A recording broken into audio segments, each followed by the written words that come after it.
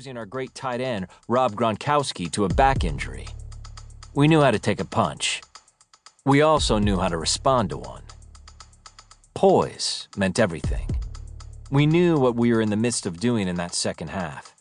Hell, Daron Harmon, one of our safeties, walked into the locker room at halftime and said, "This is going to be the greatest comeback of all time." And we all believed him. But we had a lot to do to make Daron and me prophets. There was no early celebrating. I thought, it's happening, but I won't get excited like we accomplished something. Just keep going. One play at a time. Do your job. Stay in the moment. The messages we'd received from Coach Belichick since we became Patriots were in full effect as we took the field with 3 minutes 36 seconds remaining, 91 yards, and a 2-point conversion from tying the game. We know situations. Our percentages were low, real low. We had to be almost perfect. We needed a chunk play, a bunch of yards in one big bite. That's important for a successful 2-minute drive, and the Falcons knew it as well as we did. They'd be looking for any downfield throws. On 1st and 10 from our 36 with 2:28 left, we went for the chunk.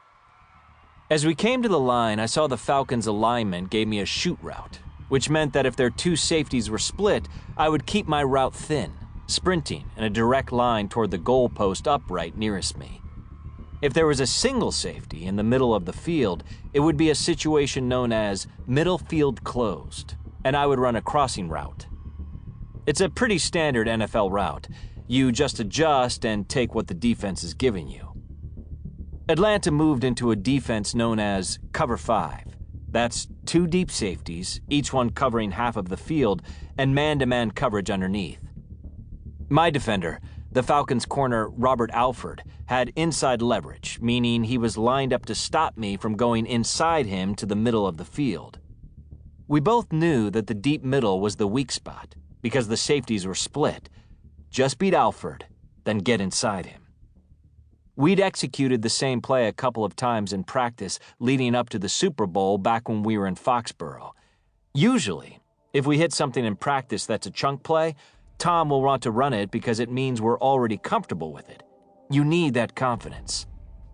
Alford was backed off the line about 3 yards. Our big tight end, Martellus Bennett, was lined up to my right, and outside him was James White, our running back. At the snap, I had to get up on Alford fast, then shake him. Alford is a really good cornerback. He'd even had a pick 6 on Tom in the first half, but I felt I had him where I wanted him.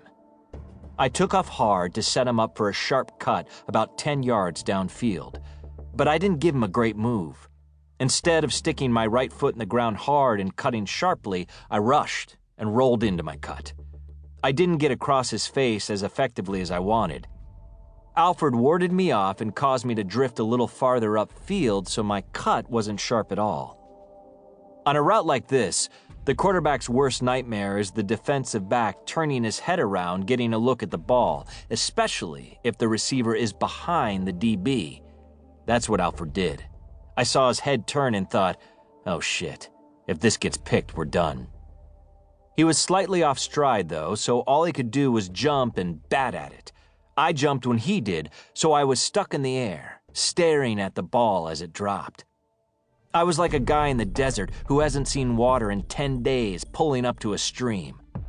I had to get to that ball. It felt like life or death. Alford was on the ground now, the ball falling toward him. The 2 safeties, Ricardo Allen and Keanu Neal, weren't split anymore.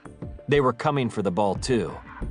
I landed, took 2 little steps to gather myself, and dove, my eyes glued to the ball. I had to grab it before it dropped to Alford. Neal was pushing through my right side, stretching his hands past mine. The red gloves of Allen were sliding in. Everybody's hands were converging. The ball hit Alford's leg, and I curled my right hand around it at the same time, then repositioned quickly for a better grip with both hands. Alford kicked at the ball. I let go to reposition my hands a second time, then slapped them back on. Now that I had control, I rolled to box out Neal. The critical thing? Neal's arm. I was worried he'd knife his hand in and pry my arm or hand off the ball. That is a